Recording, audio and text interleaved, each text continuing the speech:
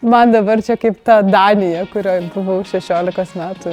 Dabar pagaliau viskas ir pas mus taip. Man tai liūdna dėl to, kad kai aš stojau į universitetą, tokios specialybės kaip režisūra ar menotyra, tai net nebuvo svarstytina. Buvo toks aiškus kelias, kad reikia rinktis kažkokią tai prestižinę, perspektyvę, sėkmingą specialybę. Buvo tas iš aplinkos, kad reikėjo stoti arba į teisę, arba į ekonomiką, arba į mediciną. Tuo metu buvo toks gandas. Buvo kursas istorija, etnologija, filosofija. Įstojus į tą kursą, paskui galima kažkaip pereiti į teisę. Tai va taip netyčia ir įstojau. Net negalėjau savęs išgirsti, pasvarstyti, kad pavyzdžiui, man būtų įdomu studijuoti literatūrą ar režisūrą. Geras. Tai čia visi, kas VDU baigia? Ne. Ai ne, čia išeiviai.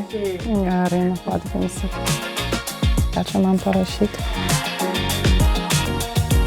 Smagu, kad turit mano knygą. Turėsim ir naują.